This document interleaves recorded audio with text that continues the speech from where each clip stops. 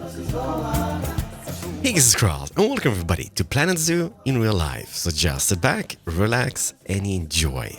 And ladies and gentlemen, when you're watching this video, Planet Zoo has officially been released.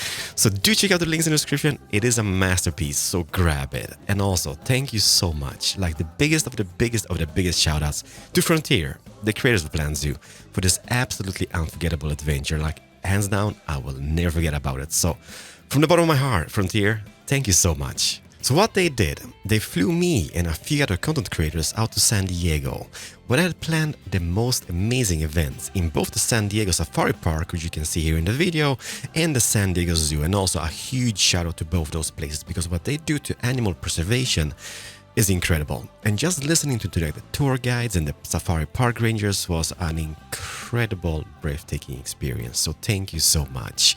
And here we got to go like behind the scenes, behind the stages, and have different personal experience with animals. And it was very like super close encounters. And my personal experience was with the southern white rhino. However, we did make a little pit stop in the Indian rhino enclosure, where I got to feed one of those guys, and they're absolutely huge and terrifying.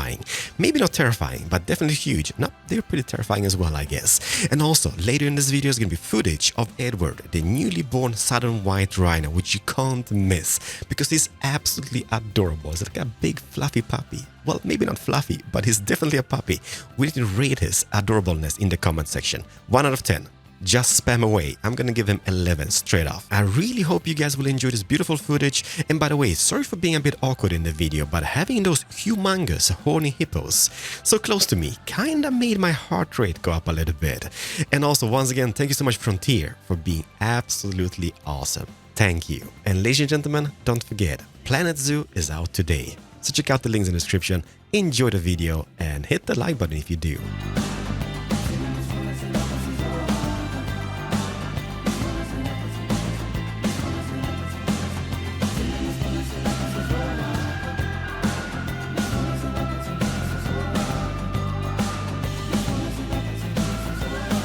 It's all about survival. All the animals that we have here, it's all about survival.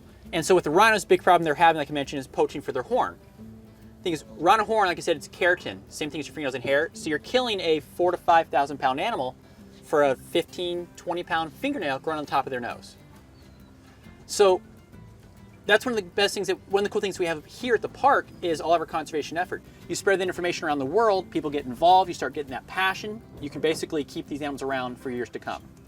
So conservation is not a one-person thing. It's like, hey, I did something, what of it? It's a community thing. And it's always not, people tend to look at the long run of things. It's like, well, what am I going to do? Or look at the short run. Look at the long run. You know, recycled something. Great, I recycled my map. What of it? What you didn't see was 100 other people recycle their maps today. So no matter how big or small someone gets involved, you make a big difference. So like with rhinos here, San Diego Zoo Global is involved in 140 different programs, conservation programs in over 80 countries around the world. So we can get involved big or small, and you can do it too. So when you come out here and have cool experiences like this, you're just helping with the cause right there. Now when you actually look at them, you can see how their faces, everything on an animal is there for a reason. So rhino's head, I told you, full grown, a rhino's weighing between 4,000 to 5,000 pounds. How much does its head weigh? So their head can weigh between 800 to 1,000 pounds. So if your head is gonna weigh that much, you're not lifting off the ground very high, which means you have to eat off the ground. If you look at their lips, very broad, wide lips, acting like a lawnmower, pulling big grips of grass with each bite. Average rhino can eat close to 5% of their body weight in food per day. Doing the math, that is well over 100 pounds per full-grown rhino per day. Yeah, that was the female chasing the male away.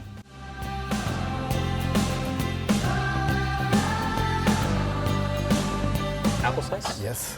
He's gonna open his mouth. And you just throw it in. Right in there. So if it falls. Just keep your hand out of his mouth. There are teeth. Okay, yeah. I'm gonna see if I can get him a little bit closer to us. Take one more step. Come on, buddy. And so if you want, so kind of, you can stay like where I'm right here. You can touch his horn if you want as well. So I'm leaning against the rail. I'm not going out. Yeah. So in his mouth, you can touch his horn if you want. It's all you. Everything in the bucket is fair game. I'm just a little bit shaky. Yep, so he's not a jumper. Where he is where he is. So he will not get you. He's also been doing this, he's a pro, he knows what he's doing. So as you're feeding apples here, this is 5 apples. Consider that like half a box of raisins. As him eating 1 apple slice is us eating 1 raisin. So when he came up to us, it's because he chose to do so, not because we made him do it. In a 5,700-pound bull rhino, I can't make him do anything he doesn't want to do. Now you see those teeth in the front of his mouth. I do see those teeth, and I'm a Those bit are scared of essentially those. those are slashing teeth. Okay. So they're actually relatively you. sharp. When you look at his skin, you'll see there's extra flaps of skin. So these rhinos come from India and Nepal, where there's very high elephant grass, about 10 to 20 feet high. So if you're going to have 10 to 20 foot high elephant grass, you're not going to hang out in a big group. You're more of a solitary species. Inside their mouth, they have those 2 sharp teeth used to basically slash into other rhinos and get out of my territory. So a theory behind the extra flaps of skin is going to make a skin scratched, but not a vital organ. It acts essentially like armor. So if you're in high elephant grass, you obviously can't see through the grass, but you can try to hear what's around it. So having those cone-shaped ears funneling around trying to figure out where the sound's coming from, you hear it before it gets too close to see you. I'm like so focused on this. It's a big mouth. I totally understand yeah, it watching is. that. So what's cool is when you come out here, less than 50% of the time you actually get to feed a rhino on these tours. We got Less them than immediately. 50%. Less than 50%, because it's up to them. So the hotter it is outside, the more they realize, yeah, I'm not going to come up to you because I'm hot. Rhinos don't sweat very well, so they got to find a way to stay cool. A lot of times you'll see them sitting in shallow water or rolling around in mud. So if they're in the water, and it's a hot day, think about if you were in a pool and I'm shaking a box of raisins at you, are you going to come to me? Nah, probably Probably not. not. That's a box of raisins for a rhino in a pool. So it's kind of up to them if they want to participate. We got pretty good with him. Someone got too close to baby. So that's mom saying nope. Baby's mom said no. Too close, go away. Tia goes taking off. Alta goes back to her baby. Tanaya, Tia's mom's like, I told you not to do that. So, and Bo's like, give me more apples. On it, Bo. When a 5,700-pound bull rhino says feed me, you feed him. So this is the only male in the enclosure. Well, technically, Tio's a male as well. Oh, right. He's only a year old though, so he's not doing much yet. Sexual maturity's 4, 5-ish years of age, so he's just a baby, so to speak. Kind of going out there doing baby things. As he gets a little bit older, we'll decide, is he going to stay here for our breeding purposes? Is he going to go to another facility for our breeding program somewhere else to move around the genetics? Would it be possible to have like 2 grown-up adult male rhinos here? Highly unlikely in the same enclosure, being that we don't want to have competition with one another. There's going to be the dominant one, it's going to be the one who's not going to win that match.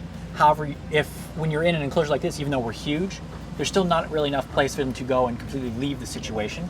So we don't want to trap them in a spot. But also by having, if we have multiple males and there's a baby, who's the father? We can't map the genetics that way. So by having one male like this, we can essentially set up breeding pairs so we know exactly who the sire is, who the dam is, so we can track the genetics so you don't have potential inbreeding, or you can open up new lines of genetics.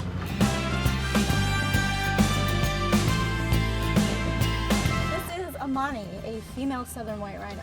As I understand it from previously, that's not many. Like the southern, there's about 12,000 alive. About 20,000 alive. 20,000. Yes. But the northern one is pretty extinct. 2. And it's females, right? 2 females. In yes. Kenya, as Yes, I see. Yes. So tell me a little bit about what the park does here with the rhinos. So what the park does, and part of this project, is to bring the northern white rhino back from the brink of extinction. Only having 2 left, they're functionally extinct. So we are using the southern white rhino, which is a subspecies, looks very much alike, just different in genetics. We want to use them as a surrogate mom when we are able to create northern white rhino sperm and eggs in a lab, and then embryo transfer, put them into the southern white rhino, and they can grow a northern white rhino via surrogacy. That is pretty incredible. And I know Edward was born not long ago here, like 2 months ago. Oh yeah, almost But he's a southern one, but he's artificially inseminated. inseminated. Yeah. Correct, that's correct. So first part of the project is to do artificial insemination, and that's to help perfect some of the protocols to make sure that the mom can actually get pregnant, carry the calf to term, and then be a good mom. So we were able to use southern white rhino sperm, and our female Victoria, she's the mom, and she gave birth to Edward just about 2 months ago. Well, how about the main difference between the rhinos? Because obviously they differ quite a bit. But what is the main specific? These are obviously one of the African species. They have a great big, broad, wide lip, and that's where they get their name from. It's a misnomer, vite, meaning wide for their lip. It translates into white rhino. The greater one horns only have 1 horn, as their name says. And they're a bit more aquatic. They like to swim and float in the water. These guys are land dwellers. You can see they've got a giant head. They're built like a lawnmower and they just plow through the grasses. So very distinct differences.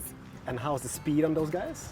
They are pretty fast. They have poor eyesight, so they will get startled from hearing things, and they can pick up pretty quickly and run about 35, 40 miles an hour. That's pretty impressive. Being this size, that is. Okay, so would you like to meet Amani? Can I? Yeah, so actually Todd's her trainer right now, and Hi, Todd. I would shake your hand, but it's been in places. He's focused on feeding her, and he's watching her behavioral cues, and what he's probably going to let us know right now is that it's okay to approach and touch her, and this is all part of the training process. We want to be able to have hands on the rhinos, to be able to get exams and touch their skin and feel their feet and everything. So what you want to do is just reach right in. You don't want to put your hand between the rhino and the cables, because she will lean into it, because they really like to be scratched. So just go ahead and put your arm in and give her a nice scratch. They have really thick skin, but she's going to love it. What does it feel like? I have actually no idea. Nothing to compare with. Oh, you can see the skin's thinner up here, so we're able to just hold that off, and you can there's a vein right under your hand. Oh, yeah, I see that. Yeah, and that's where we're able to do blood draws. So she's actually trained to hold still and eat a bucket of food, all under positive reinforcement, and we can actually have the vet come and take her blood just while she's choosing to stand there. Oh my goodness. So even just doing this little bit of petting and scratching is all part of the training process. It is incredible. I've never been like this is just a surreal experience, being so close up close and personal with one. And how many rhinos in total do you have here in the park? Oh gosh, in the park it's close to 30 with the 3 different species that we have. At this facility at the Rhino Rescue Center, right now we have 9. We have 2 males and 7 females. Okay. Oh my goodness. I did feed the Indian one, and this is just another experience, because I guess like the mouth here looks much bigger than the Indian version of that. And it's designed differently. So like I said, that wide lip, she's got really big, strong lips to grab the grasses. Doesn't have any incisors up front, so it's just kind of a gum line. She's got premolars and molars all the way in the back, and that's for grinding those grasses. The greater one-horn rhinos, they have that prehensile lip, and then they've got the pointy canines up front. So that's a totally different story, feeding one of those rhinos as compared to feeding one of these. These will just grab you with their strong lips. It's just adorable. Joni, I just want to thank you so much for telling me about You're welcome. the rhino and letting me pet it.